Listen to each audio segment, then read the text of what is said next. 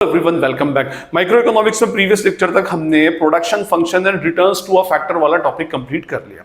इस लेक्चर से हम स्टार्ट करेंगे हमारा माइक्रो इकोनॉमिक्स का new topic that is cost of production और वी के से कंसेप्ट ऑफ कॉस्ट। फाइन, ये हमारा कंसेप्ट ऑफ कॉस्ट का फर्स्ट लेक्चर है, तो हम इसमें बेसिक्स बात करेंगे, बेसिक्स ऑफ कॉस्ट। ठीक है, basics of cost of production के कॉस्ट ऑफ प्रोडक्शन का एक्चुअली मीनिंग क्या होता है, ये होती क्या है, और इसमें majorly we will study about the explicit cost and implicit cost.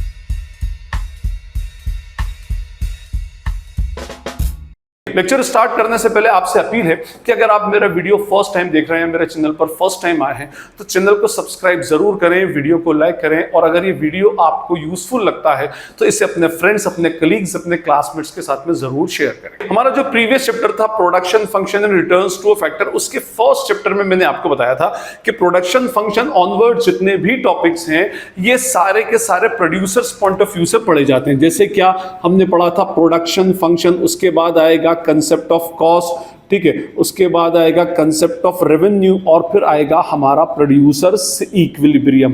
Actually हमें पढ़ना तो प्रोड्यूसर्स इक्विलिब्रियम है, और किसी भी प्रोड्यूसर का इक्विलिब्रियम तब आता है जब उसका सेटिस्फैक्शन मींस उसका प्रॉफिट मैक्सिमम या ऑप्टिमम हो जाता है। अच्छा, प्रॉफिट कैसे कैलकुलेट होता है? प्रॉफिट का फॉर्मूला होता है रेवेन्यू माइनस कॉस्ट। ठीक है, तो प्रॉफिट को डिटरमाइन करने के लिए, प्रॉफिट को समझने के लिए, प्रॉफिट की अंडरस्टैंडिंग के लिए हम कंसेप्ट ऑफ रेवेन्यू पढ़ते हैं और कंसेप्ट ऑफ कॉस्ट पढ़ते हैं। फिर कॉस्ट माइनस रेवेन्यू से प्रॉफिट डिटरमाइन एक्चुअली होता है। ठीक है, बट कॉस्ट ऑफ प्रोडक्शन और रेवेन्यू के फिजिकल फॉर्म को पढ़ने के लिए हम प्रोडक्शन फंक्शन पढ़ते हैं। ठीक है, अब मैं आपको इस कंसेप्ट ऑफ कॉस्ट को प्रोडक्शन फंक्शन के रेफरेंस में एक्सप्लेन करने का ट्राई करता हूं। देखिए, मैंने आपको प्रीवियस चैप्टर प्रोडक्शन फंक्शन जो हमने पढ़ा था, प्रोडक्शन फंक्शन क्या होता है? Production function shows the technical relationship. ठीक है, किस किस के बीच में टेक्निकल रिलेशनशिप शो करता है?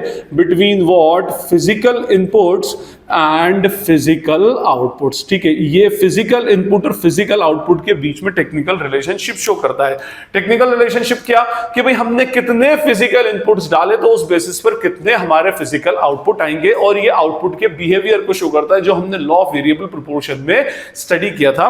लॉ ऑफ वेरिएबल प्रोपोर्शन की डेडिकेटेड वीडियो है, आप नीचे प्लेलिस्ट की लिंक, पूरे चैप्टर की प्लेलिस्ट की लिंक नीचे डिस्क्रिप्शन बॉक्स में, ऊपर आई बटन आ रहा होगा, वहां से आप उसको फॉलो कर सकते हैं। फाइन, तो मैंने ये बताया था कि आप कितने फिजिकल इनपुट्स इंट्रोड्यूस करते हैं तो उसकी बेसिस पर कितने फिजिकल आउटपुट्स आपके आते हैं, और ये बात बहुत सारी बात डिपेंड करती है रन्स पर, लॉन्ग रन, शॉर्ट रन और वेरी शॉर्ट रन, इस तरह से। फाइन, तो ये हमारा था प्रोडक्शन फंक्शन। अब ये पूछा गया कि भाई फिजिकल इनपुट्स कौन से, तो हमें पता है फिजिकल इनपुट्स को हम और क्या बोलते हैं? Factors of production.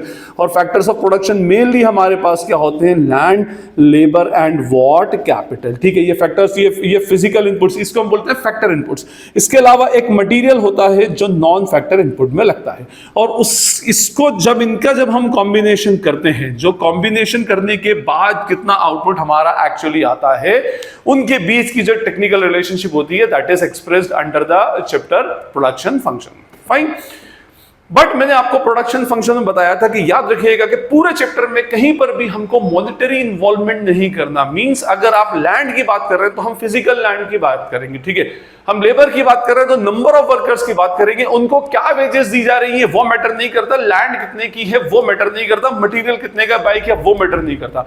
मटेरियल भी लिया जाएगा फिजिकल फॉर्म में, लेबर भी लिया जाएगा फिजिकल फॉर्म में, कैपिटल भी ली जाएगी फिजिकल फॉर्म में, और लैंड भी ली जाएगी फिजिकल फॉर्म में, और इवन जो आउटपुट आएगा that will also be in physical form. 1 unit, 2 unit, 1 kilogram, 1 quintal, 10 quintal, जो भी है वो उस तरह से उसको एक्सप्रेस किया जाएगा। फाइन, क्यों ऐसा? ये हमारी रिलेशनशिप बताता। फिर मैंने आपको बताया था कि फिजिकल आउटपुट को अगर हम मॉनेटरी टर्म्स में एक्सप्रेस करें तो वो बन जाती है हमारी कॉस्ट, और we can say cost of production. और फिजिकल आउटपुट को जो हम मॉनेटरी टर्म्स में रिप्रेजेंट करें तो that is called as revenue. जैसे मैं एग्जांपल लेता हूं कि ये मार्कर हमारा फिजिकल आउटपुट है, अब 10 मार्कर्स बने तो ये 10 मार्कर्स फिजिकल एक्सप्रेशन दे रहे हैं, और ये प्रोडक्शन फंक्शन का पार्ट है कि 10 मार्कर्स बने। ये रिलेशनशिप बताता है कितने लेबर लगाए तो 10 मार्कर्स बनाए। अब एक मार्कर की वैल्यू अगर 50 रुपीज है तो 500 रुपीज के 10 मार्कर हो गए। Now this will be called as revenue, concept of revenue. वो तो हम आगे के चैप्टर्स में पढ़ेंगे। यहां पर यह बात तो आपको समझ में आ गई कि जो फिजिकल इनपुट्स हम डाल रहे हैं, whether they are factor inputs और नॉन फैक्टर इनपुट्स, उनकी जो मॉनेटरी वैल्यू होती है, monetary value of those physical inputs are called as what? Cost, concept of cost, और we can say cost of production. ठीक है, तो इसका मीनिंग ये हुआ कि अगर हमसे कोई पूछे कि व्हाट इज कॉस्ट और what is cost of production, तो हम बोल सकते हैं मॉनेटरी वैल्यू। ठीक है, क्या होगी ये? हमारी monetary value of all factors of production और नॉन फैक्टर इनपुट्स। ठीक है, ऑल फैक्टर, मैं इसको ऑल फैक्टर्स ऑफ प्रोडक्शन की बजाय ऐसा लिखूंगा, all factor inputs and non factor inputs is called as cost of production. जितने भी फैक्टर इनपुट्स आपने डाले उनके बदले में जो कॉस्ट आपने पे की अपनी जेब से, दैट इज कॉल्ड, या नॉन फैक्टर इनपुट्स डाले उनके अगेंस्ट जो आपने अपनी पॉकेट से पे की, out of pocket cost pay की है, that is called as what? Cost of production. जैसे हमारे फैक्टर इनपुट्स में क्या आते हैं? लैंड, लेबर और व्हाट? कैपिटल। ठीक है, लैंड के against we use to pay what? Rent. तो ये जो रेंट पे किया जाएगा, that is the part of cost of production. Labour के अगेंस्ट पे कर रहे हैं हम क्या? Wages and salaries. तो ये जो वेजेस पे किया जा रहा है, that will be the part of cost of production. Capital के against we use to pay what? Interest. तो इंटरेस्ट जो हम पे कर रहे हैं, that is also called as cost of production. Besides we have non factor inputs, जिसको हम क्या बोलते हैं? मटेरियल, जो एक्चुअली तो हमको मटेरियल ही दिखता है। तो जो कॉस्ट ऑफ मटेरियल होगी, that will also be called as what? Cost of production. इन चारों को, जितने भी हैं, इन सारे एलिमेंट्स को जब हम प्लस करेंगे, तो that will be called as our cost of production. उसको हम क्या बोलेंगे? कॉस्ट ऑफ प्रोडक्शन बोलेंगे। इट मींस जितने भी हमारे फैक्टर इनपुट्स और नॉन फैक्टर इनपुट्स हैं, उनकी जो मॉनेटरी वैल्यू होगी, मॉनेटरीली डिफाइन होगी, फिर वो आपकी जो भी लोकल करेंसी है, जिस भी कंट्री में आप रहते हैं, उस लोकल करेंसी के अंदर जब हम उसको डिफाइन करेंगे, तो that will be called as cost of production या कंसेप्ट ऑफ कॉस्ट। तो आई होप आपको कंसेप्ट ऑफ कॉस्ट क्लियर हो गया होगा कि concept of cost is nothing but what? It is a monetary value of all factor and non factor inputs. चले जी, ये हो गया। अब जो हमारी कॉस्ट होती है, इसका जो क्लासिफिकेशन होता है, ये मेजरली दो पार्ट में होता है, और उसी को मैं इस लेक्चर के अंदर एक्सप्लेन करूंगा। ठीक है, first classification is called as what? Explicit cost. ठीक है, पहली एक्सप्लिसिट कॉस्ट होती है, second is called as implicit cost, और इम्प्लाइड कॉस्ट और इम्प्यूटेड कॉस्ट। ठीक है, इम्प्लाइड कॉस्ट या इम्प्यूटेड कॉस्ट बोला जाता है। ठीक है, अब क्या होती है? तो देखिए, एक्चुअली एक्सप्लिसिट कॉस्ट और इम्प्लिसिट कॉस्ट, एक होती है पेएबल, एक होती है कैलकुलेटेबल। ठीक है, देखिए, सबसे पहले हम बात करें about the explicit cost. Explicit cost actually वो कॉस्ट होती है जो एक्चुअली पे होती है, एक्चुअली पेड। अरे भाई, किसको पे होती है? Actually paid against what? Factors of production. Factors of production के अगेंस्ट हम जो पे करते हैं, that is actually called as what? Explicit cost. ये किसको पे होती है? किसी थर्ड पार्टी को एक्चुअली पे होती है या पेबल रहती है, भले बाद में पे करें लेकिन पे हो जाती है। ठीक है, अब जैसे फॉर एग्जाम्पल मैंने किसी थर्ड पार्टी से कोई लैंड ली। ठीक है, अब उस लैंड के अगेंस्ट में क्या पे करता हूं? रेंट। तो ये मेरा एक्सप्लिसिट कॉस्ट है। मैंने लेबर बुलवाया, लेबर तो नेचुरली बाहर से बुलवाऊंगा, उन लेबर को मैं क्या पे करूंगा? उनकी मजदूरी, वेजेस। तो that is also an explicit cost. मैंने कहीं बाहर से कैपिटल अरेंज की और उसके ऊपर मैं क्या पे कर रहा हूं? इंटरेस्ट। तो that is also called as explicit cost. Material purchase किया, कॉस्ट ऑफ मटेरियल पे कर रहा हूं, that is also called as explicit cost. जो भी हमारी जेब से एक्चुअली जाती है, that is called as explicit cost. अच्छा, एक्सप्लिसिट कॉस्ट का कंसेप्ट बहुत अच्छे से तब तक समझ नहीं आता जब तक इम्प्लिसिट ना पढ़ाई जाए, क्योंकि एक्चुअली क्या होता है, हमारा जो माइंडसेट बना होता है, हमारे माइंड में यही बात, हम एक्सप्लिसिट कॉस्ट ही समझते आए आज तक। इवन अकाउंटेंसी में भी हम एक्सप्लिसिट कॉस्ट ही कंसिडर करते हैं। इम्प्लिसिट कॉस्ट यूजुअली हम अकाउंट्स में कंसिडर नहीं करते, क्योंकि वो एक्चुअल ट्रांजेक्शन नहीं होता, और अकाउंट में मनी मेजरमेंट प्रिंसिपल चलता है, और मनी मेजरमेंट प्रिंसिपल में जब तक पेमेंट नहीं होगा या उसका मॉनेटरी कैलकुलेशन नहीं होगा, तब तक हम उसको कंप्यूट नहीं कर सकते। तो इकोनॉमिक्स में जो अकाउंटेंसी के जो स्टूडेंट होते हैं, उनके दिमाग में एक्सप्लिसिट कॉस्ट ही हमेशा चलती रहती है, which is actually paid to any third party. किसी भी थर्ड पार्टी को जब हम पेमेंट करते हैं, तो that is called as what? Explicit cost. हम उसको एक्सप्लिसिट कॉस्ट बोलते हैं। फाइन। सेकंड होती है इम्प्लिसिट कॉस्ट या इम्प्यूटेड कॉस्ट या इम्प्लाइड कॉस्ट। ठीक है, implicit cost actually paid cost नहीं होती, it is just a calculated amount, calculatable cost. ठीक है, ये कैलकुलेटेड कॉस्ट होती है against factors of production owned by the entrepreneur. ठीक है, ठीक है, वो सारे फैक्टर्स ऑफ प्रोडक्शन जो एंटरप्रेन्योर खुद ओन करता है और जिसका वो पेमेंट किसी थर्ड पार्टी को नहीं कर रहा, that is called as what, implicit cost. ठीक है, जैसे मैं आपको एक एग्जांपल लेता हूं, तब आपको ये सारी चीजें एग्जांपल समझ में आएंगी। मान लीजिए कि दो फैक्ट्रीज हैं पास पास में, फैक्ट्री ए और फैक्ट्री बी। ठीक है, और दोनों मान लीजिए मार्कर बनाती है, ये भी व्हाइट बोर्ड मार्कर बनाती है और ये कंपनी भी व्हाइट बोर्ड मार्कर बनाती है। मान लीजिए ये भी मान लें 10,000 स्क्वायर फीट में बनी है और ये भी 10,000 स्क्वायर फीट में बनी है, दोनों का एरिया भी नियर अबाउट सेम। ठीक है, इसका एंटरप्रेन्योर मिस्टर ए है और इसका एंटरप्रेन्योर क्या है, मिस्टर बी है। फाइन, अब मिस्टर ए से पूछा कि भाई ये फैक्ट्री, तो मिस्टर ए ने कहा कि ये फैक्ट्री मेरी रेंटल फैक्ट्री है। फॉर एग्जांपल, अभी मैं इसको ऐसे ले रहा हूं ताकि आपको बात समझ में आए। ओके, और इसका मैं पर मंथ रेंट पे करता हूं 30,000 रुपीज पर मंथ, मैं 30,000 रुपया पर मंथ इसका रेंट पे करता हूं। ठीक है जी, अब ये पे कर रहा है, एक्चुअली किसी को दे रहा है ना, तो रेंट, तो ये हमारी होगी एक्सप्लिसिट कॉस्ट, मींस ये एक फैक्टर ऑफ प्रोडक्शन यूज कर रहा है किसी से लेकर के, और उसके अगेंस्ट पर मंथ वो क्या कर रहा है, कुछ ना कुछ एक फिक्स या एक डिजायर्ड अमाउंट सब सामने वाले को पे कर रहा है। ठीक है, मिस्टर बी से पूछा कि भाई आप कितना रेंट पे करते हैं, तो मिस्टर बी ने कहा कि ये मेरी ओन्ड है, मींस ये मेरी खरीदी, मेरी अपनी है, और इसका मैं किसी को रेंट एक्चुअली पे नहीं करता। तो याद रखिएगा। अच्छा, अगर हम दोनों का एडवांटेज में देखें तो mister B is in comparative advantage, लेकिन परचेस तो कर रखी है ना। ठीक, फाइन, तो भले ये किसका रेंट पे नहीं करता, लेकिन इकोनॉमिक्स ये बोलता है कि जब भी आप कॉस्ट ऑफ प्रोडक्शन कैलकुलेट करें, then you must have to consider what, that implicit cost also. इसका भी रेंट अप्रोक्सीमेटली 30,000 रुपया पर मंथ कैलकुलेट करना पड़ेगा, भले आप उसको बुक्स ऑफ अकाउंट में कहीं लिखें या ना लिखें। हम अकाउंट्स नहीं पढ़ रहे, वी आर स्टडीइंग इकोनॉमिक्स, और इकोनॉमिक्स में बोला जाता है कि जो कॉस्ट आपने किसी को पे नहीं की लेकिन मार्केट में उसका पेमेंट एक्चुअली हो रहा है, तो then you have to consider that implicit cost also. ठीक है, फाइन, तो ये भी आपको कंसीडर करना पड़ेगा। अच्छा, चलिए इसी में मैं आगे लेता हूं। आपने मिस्टर बी से पूछा कि भाई आपकी फैक्ट्री कौन मैनेज करता है, तो उसने कहा कि मैंने एक मैनेजर अपॉइंट कर रखा है और उस मैनेजर को मैं 50,000 रुपीज पर मंथ की सैलरी देता हूं।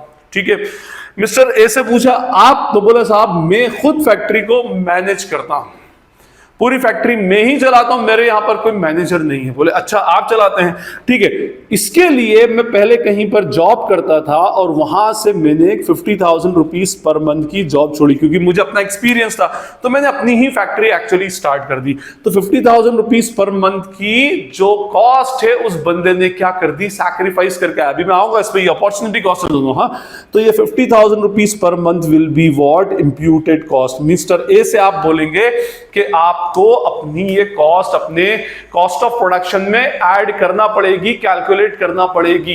भले ही आप बोले मैं किसी को पे थोड़ी कर रहा हूं, भले ही पे नहीं कर रहे, लेकिन क्योंकि आपने एक जॉब छोड़कर आप इधर आए थे, एक अपॉर्चुनिटी मिस करके यहां पर आए थे, तो as a opportunity cost you have to calculate the salary of the manager. आपको अपनी सैलरी सेल्फ, जो पर्सन है, जो मैनेजर है, आप खुद है, तो उसकी सैलरी आपको इसमें कंप्यूट करना पड़ेगी। तो ये, या अब आपको डिफरेंस समझ आ रहा होगा कि एक कंप्यूटेड कॉस्ट होती है उन फैक्टर्स ऑफ प्रोडक्शन का जो हमने कहीं से लिए नहीं, self own factors of production. हम खुद काम करते हैं, भाई ये 50 वर्कर लगा के रखता है, इसने 49 वर्कर्स लगा, एक खुद लगा रहता है, तो यहां पर ये एक बंदे की वेजेस जो वो दे नहीं रहा, लेकिन उसको अपने कॉस्ट ऑफ प्रोडक्शन में कंप्यूट करना पड़ेगा। वो कॉस्ट ऑफ प्रोडक्शन में कंप्यूट करने के पीछे रीजन क्यों, क्योंकि वो इंप्यूटेड कॉस्ट है और मार्केट प्रैक्टिस भी, मार्केट में तो सब ओवरऑल चल ही रहा है। अगर वो कहीं और, अच्छा इसको आप ऐसे समझ लें कि अगर ये बंदा कहीं और जॉब करता और उसके बदले में यहाँ पर मैनेजर रखता है इसकी तरह, तो उसको 50,000 देने पड़ते और ये खुद भी 50,000 अर्न करता। भले ही इसने आप क्या किया, खुद अपने बिजनेस में लग गया और 50,000 रुपीज की जॉब छोड़ दी। ठीक है, तो ये बेसिकली कहलाएगा। जैसे मैं कहूं कि भाई एक बंदा है, उसने मिस्टर एक्स, ठीक है, और ये मिस्टर एक्स के पास अपनी एक शॉप थी, ठीक है, नीचे, और इसने इसको रेंट पे देके रखा था। अब ये रेंट इसको 30,000 रुपीज पर मंथ मिलता था और मिस्टर एक्स कहीं पर जॉब करता था 40,000 रुपीज पर मंथ की। अब मिस्टर एक्स ने सोचा कि भाई मैं इस बिजनेस में ये जो मेरा प्रीमाइसिस इसको खाली करा करके मैं बिजनेस स्टार्ट कर दूं। अब इसने खाली कराया तो 30,000 रुपए का इसको लॉस हुआ, एक अपॉर्चुनिटी इसने मिस कर दी। प्लस खुद ने बिजनेस स्टार्ट किया, तो बिजनेस स्टार्ट करने के लिए इसने ये जॉब छोड़ी, तो ये 40,000 और जो 30,000 जो इसने सैक्रिफाइस किया, 70,000 की जो अपॉर्चुनिटी मिस की, दैट अपॉर्चुनिटी कॉस्ट। अच्छा, अब वो उसके अंदर बिजनेस करेगा, ना तो उसको रेंट पे करना है, ना ही उसको मैनेजर की सैलरी पे करना है, खुद ही उसके अंदर इन्वॉल्व है, तो that is called as what, implied cost और इम्प्लिसिट कॉस्ट। मान ली गई, आपको मानना पड़ेगी, आपको अपने कैलकुलेशन में उसको ऐड करना पड़ेगा, अपनी कॉस्ट ऑफ प्रोडक्शन में उसको प्लस करना पड़ेगा। तो एक्सप्लिसिट कॉस्ट वो कॉस्ट होगी जो हम किसी बाहर वाली पार्टी को, एक्सटर्नल पार्टी को एक्चुअली जाकर के पे करते हैं, ठीक है। और इम्प्लिसिट कॉस्ट जो होती है वो हमारे ओन फैक्टर्स ऑफ प्रोडक्शन से जिसके अगेंस्ट हम कोई पेमेंट एक्चुअली नहीं करते। तो ये दोनों अपने आप में, ये एक ऐसी अपॉर्चुनिटी कॉस्ट है जिसका पेमेंट आप बाहर करते हो, और ये एक्चुअल अपॉर्चुनिटी कॉस्ट है जिसका पेमेंट आप बाहर नहीं करते। But you should have to calculate the opportunity cost of implicit factors of production. आपको सारे इम्प्लिसिट फैक्टर्स ऑफ प्रोडक्शन की कॉस्ट को कैलकुलेट करना पड़ेगा just to calculate the correct cost of production.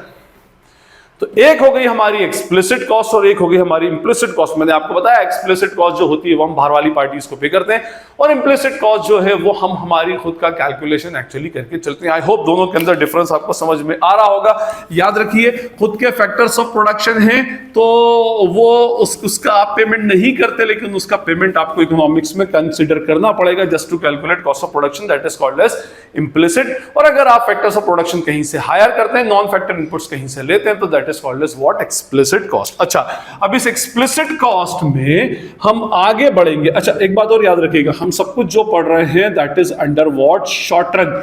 हम शॉर्ट रन में पढ़ रहे हैं। मैंने लास्ट लेक्चर के अंदर शॉर्ट रन और लॉन्ग रन का कंसेप्ट बताया था, एक डेडिकेटेड लेक्चर है, आप वहां से उसको फॉलो कर सकते हैं, नीचे प्लेलिस्ट के नीचे डिस्क्रिप्शन बॉक्स में गिवन है। एक्सप्लिसिट कॉस्ट में एक होती है हमारी फिक्स्ड कॉस्ट, ठीक है, और एक होती है हमारी वेरिएबल कॉस्ट, ठीक है। अभी ये फिक्स कॉस्ट और वेरिएबल कॉस्ट का कंसेप्ट मैं आपको नेक्स्ट लेक्चर के अंदर अच्छे से एक्सप्लेन कर दूंगा। अभी तो मैं आपको सिर्फ डिफरेंसेस बता रहा हूं।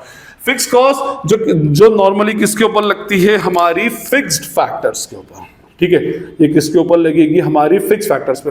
और वेरिएबल कॉस्ट जो हमारे किसके ऊपर लगती है, वेरिएबल फैक्टर्स के ऊपर। अच्छा, आपको याद हो तो शॉर्ट रन के अंदर फिक्स फैक्टर्स कौन से होते हैं, लैंड एंड कैपिटल, ठीक है। और वेरिएबल फैक्टर्स कौन से होते हैं, हमारा लेबर, ठीक है। तो लैंड और कैपिटल की जो कॉस्ट होगी that is called as fix cost, और लेबर को दिया जाने वाला जो वेजेस होगा that is called as what, variable cost, ठीक, फाइन।